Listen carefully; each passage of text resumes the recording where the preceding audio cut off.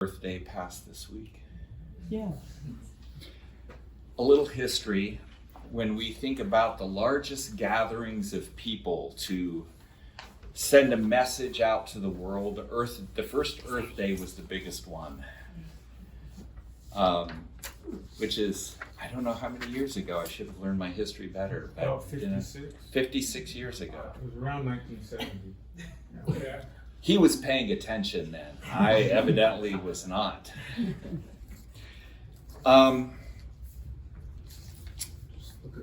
Just to remind you that part of our goals over the next 5 years is to become more conscious of God's creation and do creation care in a way that's meaningful.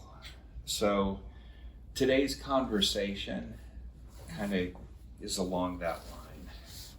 So I'm going to begin this discussion on humanity's relationship with creation. Not by focusing on creation, we'll get to that, but on humans. Some basic understandings. This will not be an exhaustive explanation. It is difficult to understand simple moral truths and then put them into practice in a life that's consistent with our aspirations.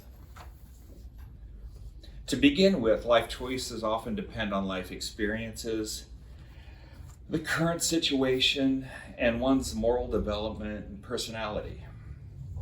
Generally, though, if I see my value as a human being as a powerful person in control of my destiny, my choices will be informed by this understanding. If I understand my value as a human being as a servant to others and the world, my choices will be informed by that understanding. The choices in either example will not be absolutely aligned with our recognized values. Everyone makes concessions to their idealized selves. We have complicated lives and competing needs. This understanding explains why two people can read a Bible verse or a statement of faith and then behave in diametrically opposite fashions. This capacity has been a curiosity to the faithful and the agnostic. As an example, last week we experienced a vice president lecture the Pope on just war theory. And the Secretary of Defense quote the holy book of Pulp Fiction. Yeah. Also known as, I don't know Ezekiel like I thought I did. But we're not here today to talk about that. We're here to have a conversation, with me doing most of the talking, about God's revelation regarding how we should relate to creation. Obviously, this will be difficult to cover in the 2 hours that we have available. Human beings have often looked at any object outside of themselves and asked the question, how can this benefit me? One of our moral failings is self-centeredness or selfishness. The Adam and the Eve in the garden story is essentially one of everything is going pretty good and then somebody says, I want more. But the setup to the let's eat the fruit escapade is the verse from Genesis 1:26, which was read earlier, that uses the term rule. So, to go back to that verse, then God said, let us make mankind in our image, in our likeness, so that they may rule over the fish in the sea, and the birds in the sky, and over the livestock, and all the wild animals, and over all the creatures that move along the ground. We should be feeling pretty powerful now. So what does it mean to rule? The powerful ruler sees this as permission to use creation to satisfy their ambition or short-term needs. The servant ruler understands this as a caretaking responsibility. The fact that this verse has been used to selfishly harm ecosystems that we depend on speaks to the nature of people. It doesn't speak to the nature of God's intention. The Anabaptist perspective is rooted in the understanding that Jesus was a servant leader who demonstrated care of others as our fundamental priority. In Matthew chapter 22, he said, "You shall love the Lord your God with all your heart, with all your soul, with all your mind." This is the greatest and first commandment, and the second is like it. You shall love your neighbor as yourself. These principles are equivalent. They're the same thing. Loving others is the same as loving God. Therefore, loving your neighbor is inconsistent with plundering the world in such a way that it kills them or makes them ill.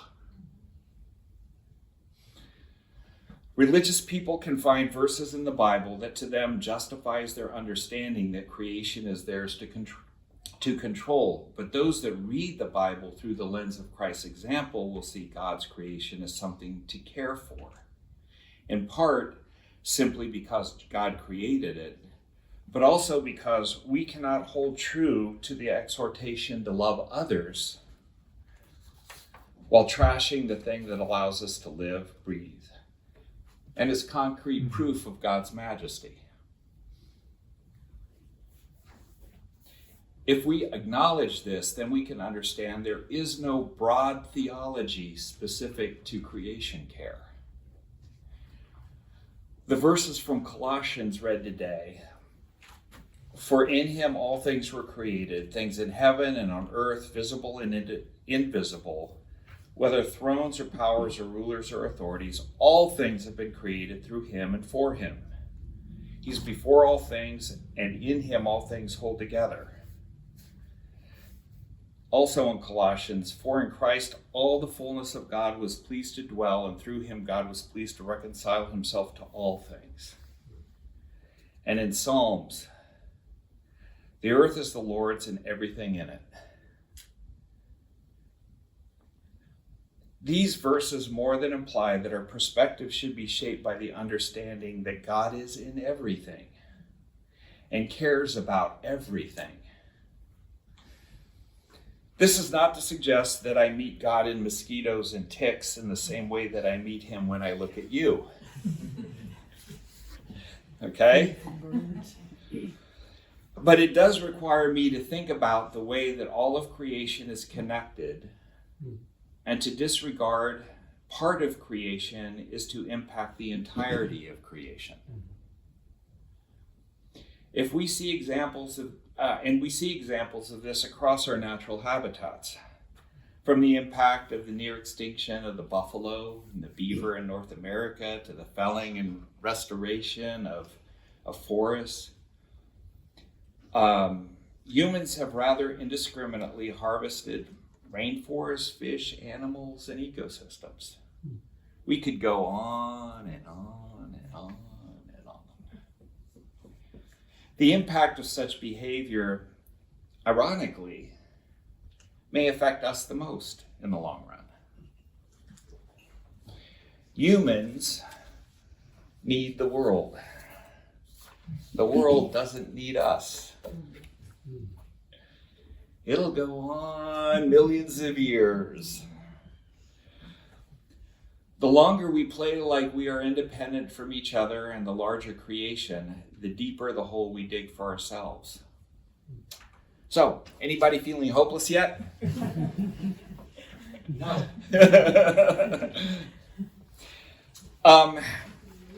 This is not a dilemma only relevant to the environmental scientist. It is also a question of belief and recognition of God in everything around us. Though the Bible is not a book dedicated to environmental concerns, so for instance, it's not a Walden's Pond, it's not a Silent Spring. Rather, it is a compilation of stories about how we relate to the divine and nurture the divine in ourselves and others in the world around us. So it's not just about this, it's about everything. And how do we how do we relate to that? So let's go to Job 12, where Job's friend Zophar reasons to Job that Job must have sinned in some manner to earn God's retribution. And so this is how Job responds. But ask the animals and they will teach you, or the birds in the sky and they will tell you, or speak to the earth and it will teach you, or let the fish in the sea inform you. Which of these does not know that the hand of the Lord has done this? In his hand is the life of every creature and the breath of all mankind. Everything. So even though this verse isn't necessarily a creation care verse, it's there,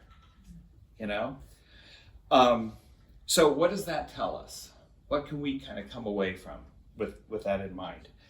One of the simplest ways to discover what another person is thinking is to do what? Ask them. Okay. Ask them.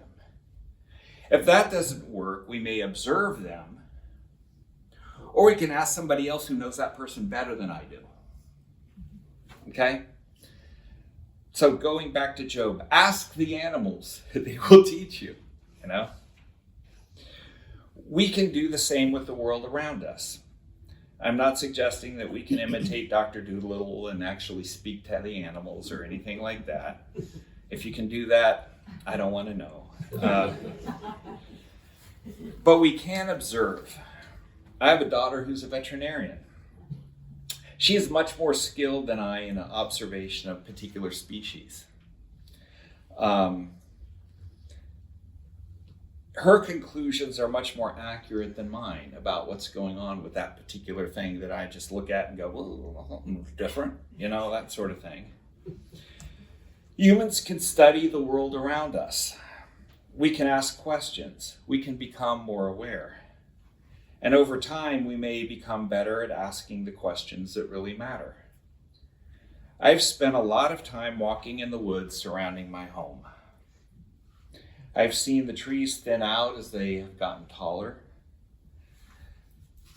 Where Hurricane Helene toppled trees and there was more sunlight, the vines are returning.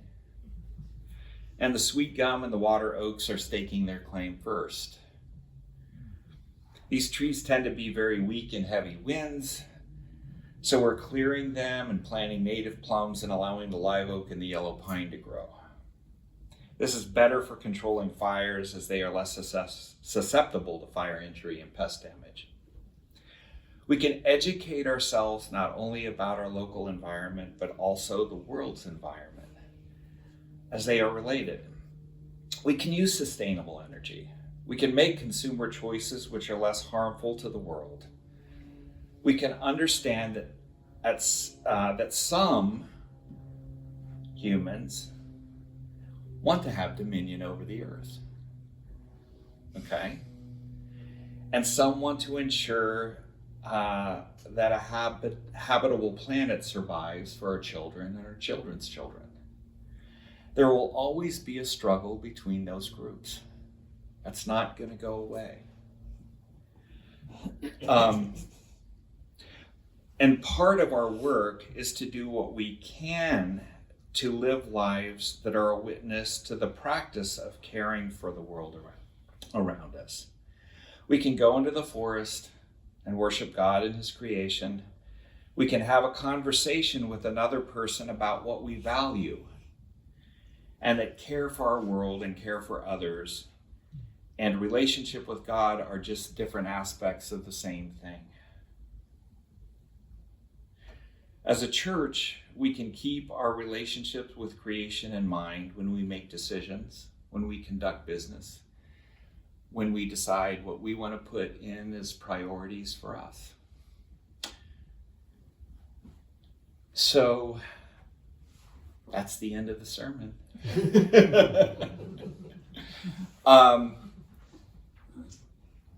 If we can, does anybody have any specific concerns or questions about how the Bible may speak to creation care based on what you just heard.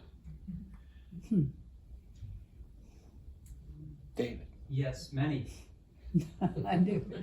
And I think the church, I think this is really wonderful, bringing it up, and I think people here are talking about going into those questions and concerns, and this is really just the start of something. So yeah, really appreciate it. What I wanted to do today was not talk about exactly, not plan out what we should be doing or shouldn't be doing, but I really wanted to give the theological basis for understanding that creation and caring for creation is just like caring for our neighbor, just like caring for, just like, it's part of the Christian witness. Now what we do with that, that's up to us. And we will see how it all turns out. Thank you.